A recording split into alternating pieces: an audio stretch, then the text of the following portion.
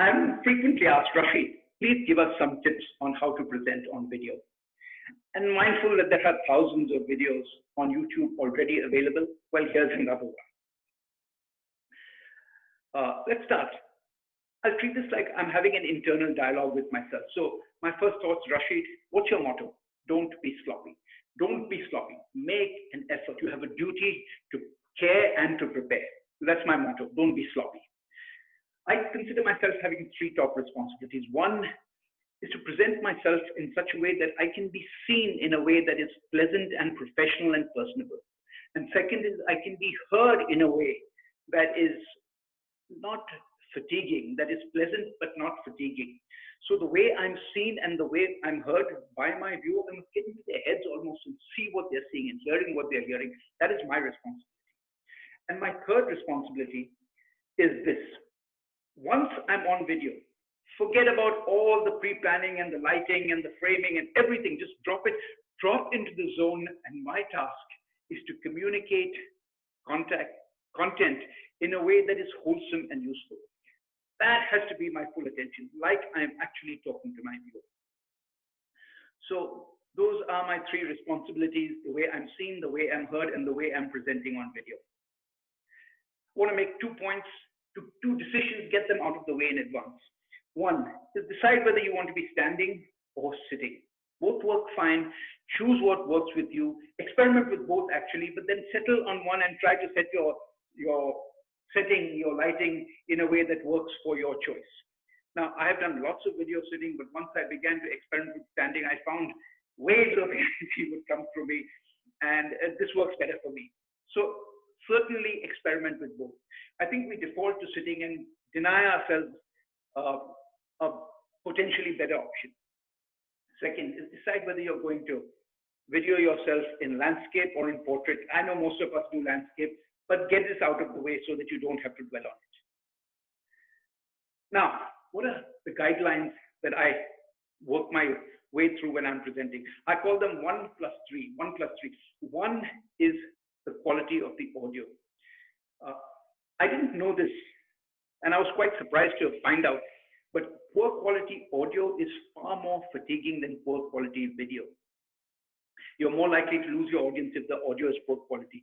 So if you're forced to choose between an external mic and an external camera, go for the external mic.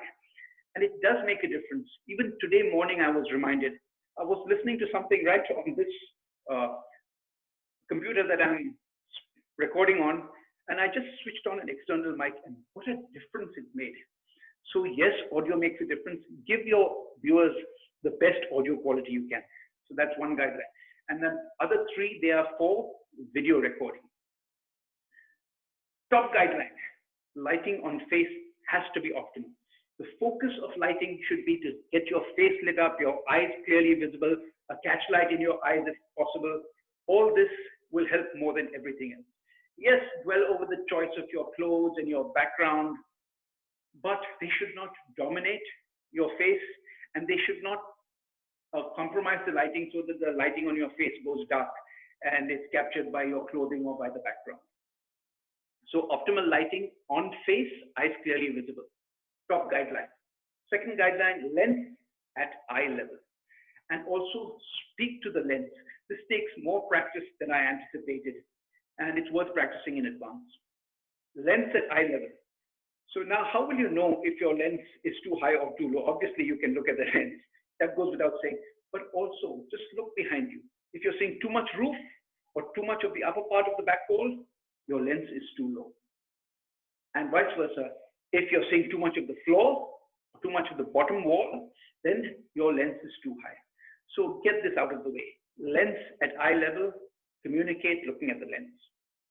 Third guideline is framing. General guidelines that I've come across are 3 to 4 fingers between top of the head and top of the frame, and the lower frame anywhere from the middle of the chest to somewhere above your belt level. All of this it works well enough, yes. So that's in brief the guidelines for presenting on video. Don't be sloppy. It's your responsibility to consider the way you are seen and the way you are heard. It's your responsibility to put all that aside and focus on your message when you're on video recording.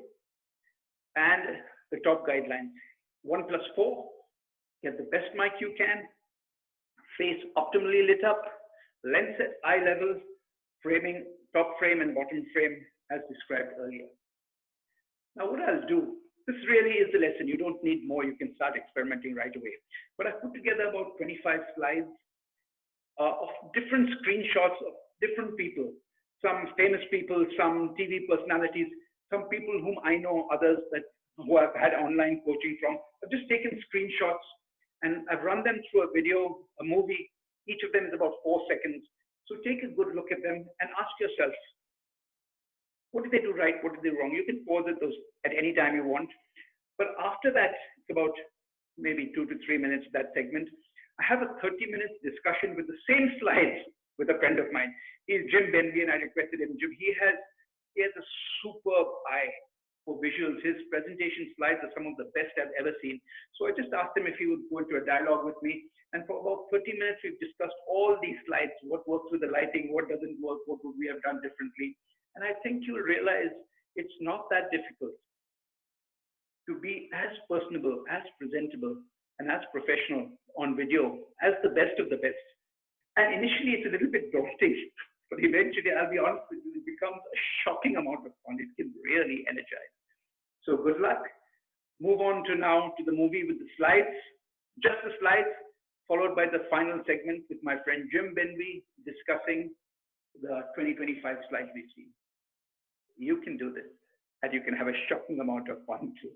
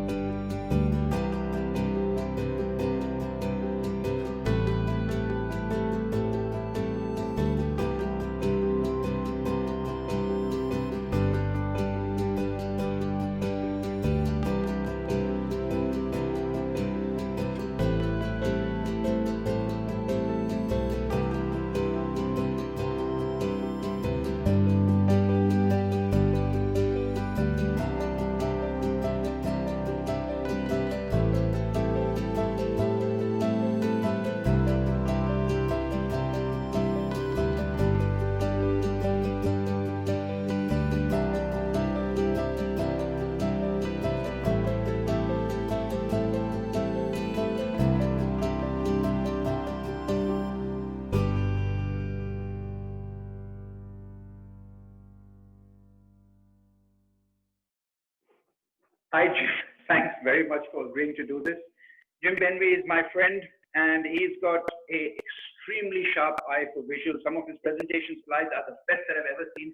So I've asked him to join me for a conversation just to comment on some screenshots on people presenting on video, some famous people, some television personalities, some people I know.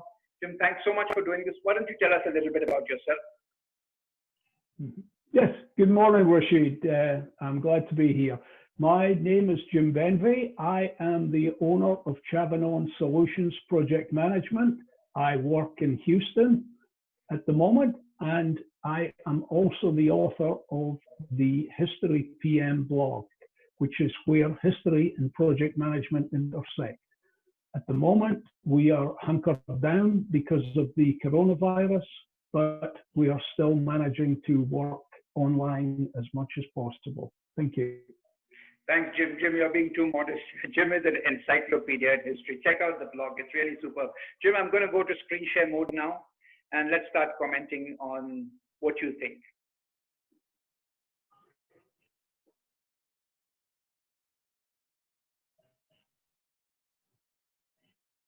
Okay, so this is the title slide, presenting on video, lighting and framing, guidelines and examples. So these are just some of the guidelines, Jim. The prime goal is optimal lighting on face and eyes clearly visible. This is, for me, the top guideline. The background and clothing should not dominate. That's just a loose guideline. So please look for these in the slides that follow. Lens should be at eye level, look directly at lens while presenting, and this requires more practice than it might appear in the beginning. Finally, a few framing tips. 4 fingers from the top of head to top of frame is good enough, and a range from mid chest to above belt at the lower frame should meet the minimal requirements. Okay, also framing lighting is really important, but connection, content, wholesome communication, this is far more important than perfection in lighting and in framing. And once you're on video, put everything out of mind, just drop into the zone. This is the way I look at it. So Jim, this is Brian Tyler Cohen, he's a famous guy. Your thoughts on his video presence?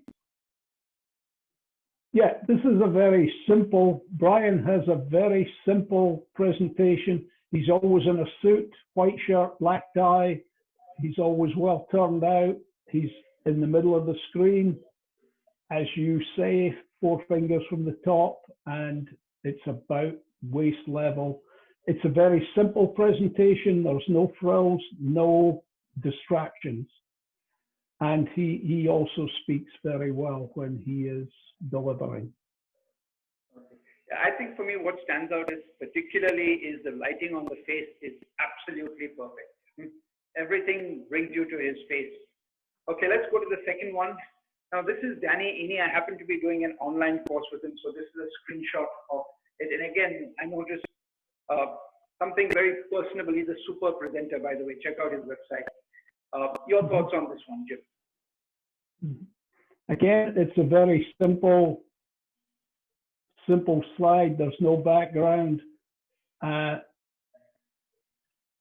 think it's not quite as good as the previous one. That the face is not quite as well lit, and for some reason let me interrupt, Jim.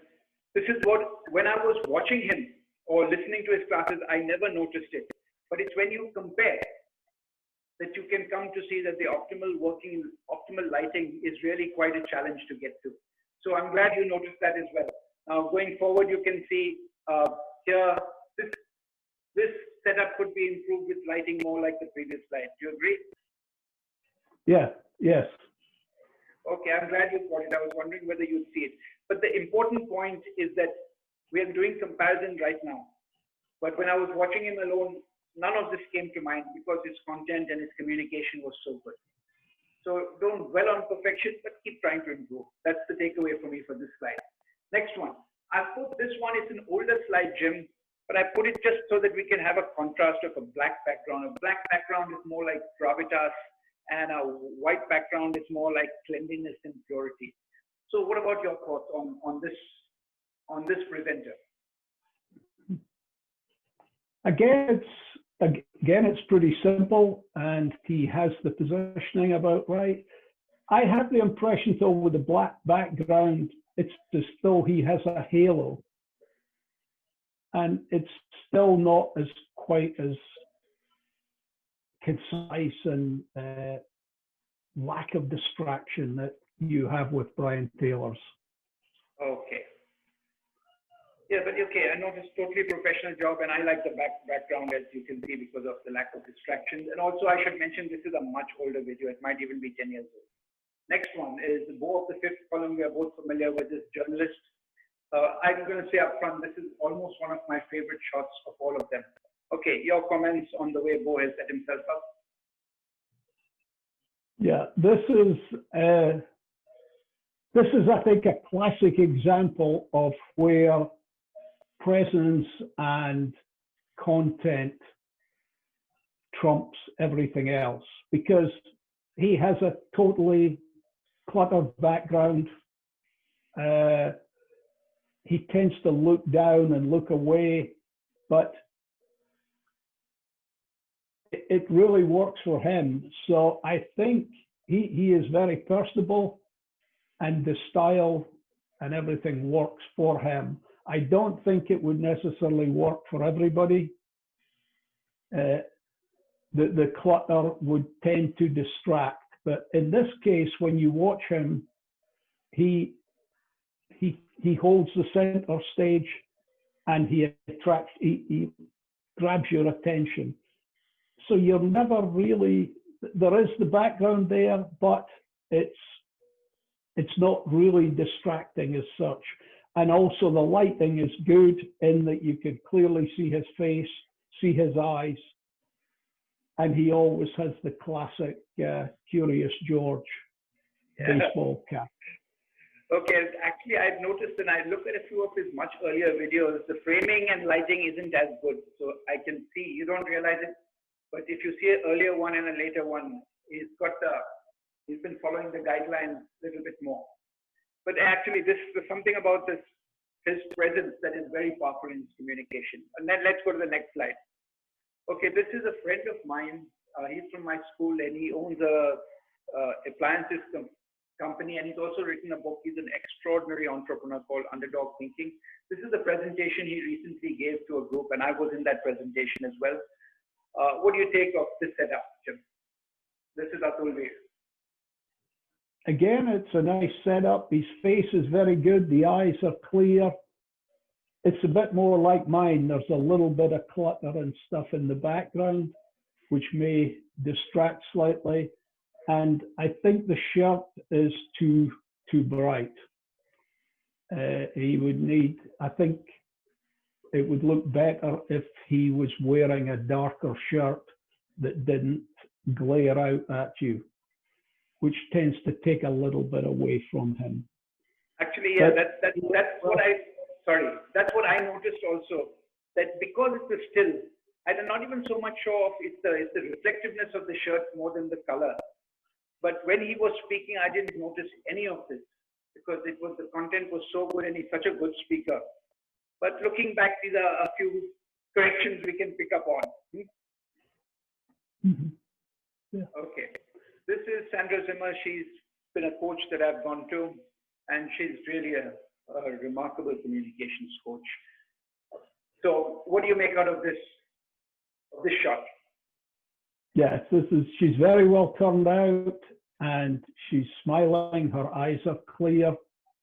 There's not too much distraction in the background. Maybe the chair on her right, but other than that, this is a nice framing and I think a good presentation. Yes. But I'll make this point with Brian Tyler Cohen, to some extent Bo, and definitely this one. This is the best face lighting of everything we've seen. The face is absolutely it just draws you like a magnet. The catchlight in the eyes, everything. This is as close to optimal face lighting as any of them we've seen here. Would you agree with that? Yes, she's very well lit, and you focus right in on the face. Yeah. In fact, I'm just looking at yours and mine right now, and we're not as well lit as this. So lighting is a little bit more challenging than it initially appears. Yes. Okay, this is Neve Arthur. I took her online video marketing course, and a few of the tips I've actually picked up from her. This is an example of sitting. So I really think that she comes alive in this. What are your thoughts on the framing and the setup? Yeah. It's yes. I think it's a little bit blurred with the fact that it is a captured image, and but her face is alive, and you can see the eyes are sparkling. There's a smile. The lighting is good. It's obviously in some room, so there is a little bit of distraction. But I suspect that if you were watching it live and she was moving and animated, it would be very good, because in this picture the face is alive. And it's well lit. Yeah, she's met the top criteria superbly. Face lit up, the framing is just right, and definitely the lens is at eye level. Okay, so these are kind of the standards we should emulate for. Now, this one is Seth Meyers. He's very famous. And your thoughts, Jim, because I have a few on this one. Yeah. Yes, I mean, he is obviously very, very famous, and he is a professional. It looks very good. His face is well lit. You do have the distractions of the door and the book, but they are all part of his act. He always mentions the door and that, and he is very clear. You can see his hands, his face is well lit. So yes, another good example. What I noticed is somehow it's just the face isn't lit up like some of the earlier ones we've seen. I think he's actually deliberately downgraded a bit as part of branding. Because when I saw this, I was thinking anyone can come up with a setting like this. So when I saw this, I realized that we can come up in a home setting almost as effective as some of the most famous people around. That's what I took from this. He's done everything right, yes, but the lighting on the face isn't in the same league as some of the earlier ones we saw. That was my takeaway from this. All right, next one. Yeah. Okay, this was a TED talk maybe a week or so ago. Your thoughts, Jim? Mm-hmm. Yeah, again, they're reasonably framed. I think maybe that Al Gore is a little high with the framing, but he is sitting down, so it's not quite so bad. The other gentleman is a little bit, the lighting is a little one-sided, but okay. Yeah, both of them are reasonably well framed. Yeah, but actually here what I didn't notice it, the video is so good and the content is so good, I didn't realize it, but this is the highest up in the frame I've seen. And just maybe yesterday or day before, I saw another talk of Chris Anderson with Bill Gates, and Bill Gates seemed to have been more appropriately framed by our standards. So yeah, I know it's not for me to knock anyone, but I do think Al Gore has cut off the frame too high up and his face is becoming too dominant in this one. And here's another example. Here you can see him filling it up. But I'm coming back to the same thinking that if I had to do it again, I might try to put in a little bit more of the body, but it's his choice. What do you think? Yes, I think probably a little, maybe down to about here. That way he takes up a bit, but it may be due to his particular setup that he can't get that, because he's about correct at the top of the frame. So. And also, do you get a sense that the lens is slightly above his eyes? You know, I can see a little bit more of the roof of the floor than the roof. And I mean, I'm just nitpicking right now, but if I'm looking at it carefully, I do think that's the case. Yeah, possibly it is a little above his eyes. Yes. Okay, so a little tweaking would have helped on these two fronts. Face lighting is fantastic. Okay, so this is. I took this screenshot because I happened to notice that the guest face lighting was better than the host. Andrea Mitchell is the host and Senator Kristen Gillibrand is the guest. And when I was watching the Andrea Mitchell alone, it was just fine. But somehow the contrast stands out, especially since we're looking for this. Your thoughts? Yes, there is a slight difference, and I'm assuming that's a virtual background behind the senator. Okay, but these backgrounds. She's a little brighter than the host, but yep. It may be too that she's a lighter complexion, maybe helping her. Okay. This is one of my favorite news shows. Your comments on framing? Mhm. And they're both about right. It's a reasonable look. The left-hand picture, maybe a little, the lighting is a little poorer. And the fact with the two bookshelves in that one tends to give you an impression of kind of sloping in on them. So I would say the one on the right is a better picture. Okay, but also what I'm getting from this, these are really famous hosts, and the background and all is really not that important in the end. Any of us can achieve this. We don't need a great setting. That's the takeaway I'm getting. It was a little bit of care. You can come across as polished and as personable as anyone on television. This is just another one with three of them. What strikes you in this?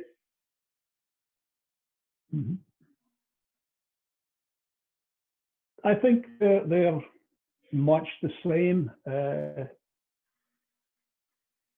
As you say, just the presence does help. And but what I've noticed also, the host. Sorry, go ahead. I was going to say the host's bookshelf seems to be rather close behind. Okay, but I've noticed that the host, the center picture, the lighting seems to be more yellowish, reddish, and the other one's more whitish. And it just stood up to me. So I think when you're doing multiple hosts, multiple frames, it's something that jumps out. And of course, we're just looking for this. She's extremely personable and professional when she's presenting. But I just noticed that that's why I took this. There's a slight dissonance in the color, in the lighting color. Okay, so this is yet another one. I took this because it's multiple people. And what I noticed, I think that they are on brand out here, Jim, but in this shot, they are much closer to the waist, even though they are sitting, than any of the previous ones that we've seen. So I think it's a deliberate stylistic choice by this television station. Also, I'll just comment, I think the top three people employed by MSNBC, because they have very professional backgrounds, whether they are virtual or TV settings, I can't say, while the bottom two seem to be occasional guests. So this is very much in their role. Go ahead. Yes, I think, yes, the upper three are obviously hosts of the program, and this doesn't really differ very much from when they are in the studio. So they do probably have the advantage of a fairly professional team to support them, even though they are possibly working remotely. But yeah, they look very professional, and Cathy Kay, she's the BBC, or she used to be BBC. This is obviously in her home. The lighting could be a little better. She seems a bit dark. And then the gentleman, I'm not sure who he is. There seems to be a reflection, but that may be due to your screen capture rather than his actual setup. So this one, actually, I suddenly realized that I like even though they're sitting to show so much of themselves, it's communicating well. I haven't seen this anywhere else. So if I'm taking on sitting, I'll definitely be trying this one out. Yes, okay, they definitely understand. Sorry, so he's another guest. Your takeaways on this before I give mine, Jim? Yeah, it's definitely I have seen him speaking before on MSNBC. He's a Democratic, I've forgotten his name. He's a Democratic pundit, and he is very animated and presents himself well, and he is dynamic. In the still, the lighting looks kind of one-sided, and the kitchen is maybe not the best situation. Although, having said that, we have to make do with what we've got at the moment. So, yeah, I'm going to with you slightly. I can't help. For me, first, it's very clear that the lens is much lower than the eyes because the top of the roof lines up with his eye. And it seems to me, if I was an issuer, it's not acceptable not to have these minor corrections. I know he's extremely animated and famous, and maybe everyone's just not familiar with these guidelines. But because of the angle of the lens, he appears to be leaning back. And the quality of the communication seems to be almost like he's looking up. It's the opposite is when you're looking down. You know, looking up or looking down takes away the equality. So yeah, the lighting on the face isn't the best, but also he's almost met none of the three guidelines we brought up. And you know, I apologize to you. I'm not trying to give you lectures or any such thing, but this is an exercise to come up with how we do or just observe framing. Okay, next one, Jim. Ready? What do you see here?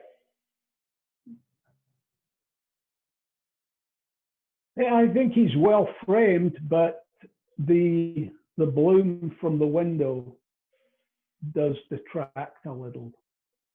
Also here, I think that, sorry, go ahead. Yeah, I think his face looks reasonably symmetrical across the lighting, except the back of his head, you can see a kind of a halo effect from the window. In this case, I am seeing that the lens is above the eye level. Here I'm seeing exactly the opposite. In the James Carville, you could see a lot of the roof. Here you can see a lot of the floor. And again, it does appear something about this is, I don't think he's met the requirement of lens at eye level well. And even his face, the lighting is a little bit flat. I'm sure these guys are really busy and they're on short notice, so they've just got to put together there when they're called by the station as guests. But still, I do think that he could have put a little bit more effort into getting his face lit up and the lens at eye level. That's my thought. Nothing more. Next one. Okay, so here, Jim, these are just scroll through some of mine. Here you comment as bluntly as you can because I always value your help. This is an old one of mine, and I'm sitting down here. Yeah, I think the black shirt doesn't work so well with the background, and I think you've got it. You're framed well, but you still have a little darkness around the eyes. And I don't think the face is lit up optimally yet. It's good enough, but it's just not in the league that we saw in the Sandra or the Bo or Brian. So I'm glad you caught this. So lighting turns out to be far more tricky than, at least I'm struggling with it, and it shows. I didn't realize it when watching the video, but now that I've taken a still, I can see that I should have done better with the lighting. Okay, next one.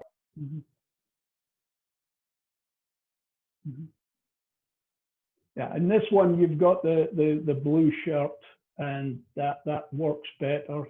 It does show a little bit bright in this particular still, but if I remember seeing the video, it didn't look so bad.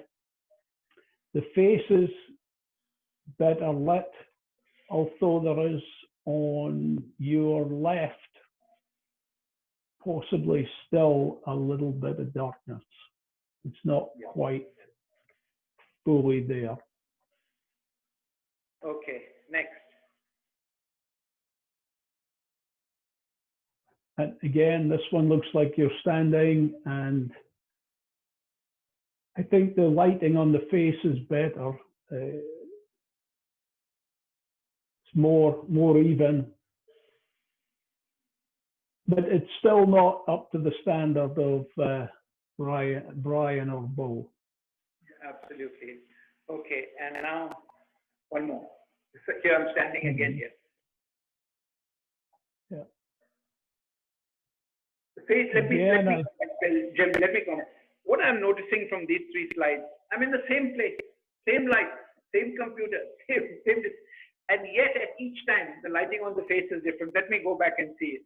Here it's sort of a flat brownish. Fortunately, the eyes are visible, so it has saved the day. But otherwise, not up to the mark. Here it's kind of yellowish, brownish, and I'm in the same situation. The only thing that is different is the color of my t-shirt, or maybe slightly the distance from my lens. This one is more, again, flattish. It's less yellowish, less brownish. And this one is more natural. This is the closest to the Bo or the Brian or the Sandra Zimmer face lighting, optimal face lighting. Would you agree with that conclusion of mine? Yeah, I think the lighting is better, except your left eye seems kind of dark. Yep. In this particular one. And again, the fact that you're taking stills may, to some extent, affect that. So what I'm getting from these three is that lighting is far more challenging than it initially appears. And again, don't dwell on it too much. But having gone through this exercise, it works to experiment, record a little bit, take a few screenshots, and try and tweak if at all it's possible. And this is the last one here. I've moved much closer. And I just added this because in the me moving forward and back, I tend to do it a lot, not like you, so stable. Any comments on this? Mm-hmm. Yeah, the eyes and face are better. You're probably a little bit high because you have come towards the camera. And I think because you've moved forward, you have the lighting is much more pronounced on one side of your face. Okay, and here also is a sort of not a rookie mistake, but I'm not looking at the lens, I'm looking down. And that may be a point that you've moved quite a bit. Yep. If you notice that in the ones where it was Bo or Brian or Sandra, they didn't move much. So that may be something to think about too, is if you're planning to move a lot, then you may have issues with lighting. I think that's I can't help myself. You know, once I start, whether I'm sitting or standing. I've actually even tried to hold still, but as I get into the message, it just happens. So I think I'm self-inflicted challenges for lighting, but this is a good takeaway from this. And finally, I just want to repeat this as we close out. The content, the connection, the wholesomeness of your communication is much more important than the lighting and framing, but that's not an excuse not to plan or prepare, and certainly not an excuse to be sloppy. And once you're on video, don't dwell on lighting and framing, just focus on dropping into the zone and giving the message. What do you think, Jim? Yes, I would agree with that. And we've seen different people there, and most everybody you've selected, well, probably all the people you've selected are excellent communicators. They do have a large viewing audience. So clearly the difference, probably the most starkly difference are Brian Taylor, who is just completely plain, and Bo, who has the whole interesting background and everything. They're completely different, but they both have a large audience. So clearly it's not a thing to just simply emulate one or the other. Doing what someone else does not necessarily work. Absolutely. I tend to agree. The takeaway for me of this is, you know, follow guidelines sensibly, practically. Definitely don't be sloppy, but then just go ahead and focus on communication, and the mission will be accomplished. Exactly. All right, Jim, then thanks very much for this. I'm going to stop the screen sharing now. All right. Well, thank you very much. Just hang on. What's happening for me? I need to see you out here. Yeah. Oh, I don't know what happened, but here we go. Okay. So, any final thoughts, Jim? Thanks a lot. I mean, I really appreciate you doing this. I'm just hoping that I'm looking at my picture now and I'm thinking, how good am I looking? And it looks not too bad. But I'm sure somebody's going to say, but you said so. Correct. But I think that's the takeaway. Once you're on video, forget about it. Yeah, Now that we'll just have to say. But Okay, Jim, really appreciate it. as Bo always ends his talks with, it's just a thought. There you go. An afterthought. People frequently ask me, how do I set up my studio? So what I thought I'd do is I'd take a few images of the setup. I put them onto a keynote presentation, converted that into a movie, including a screenshot of the studio kit that I purchased from Amazon way back in May 15. So here comes that short movie. I hope it's helpful to you.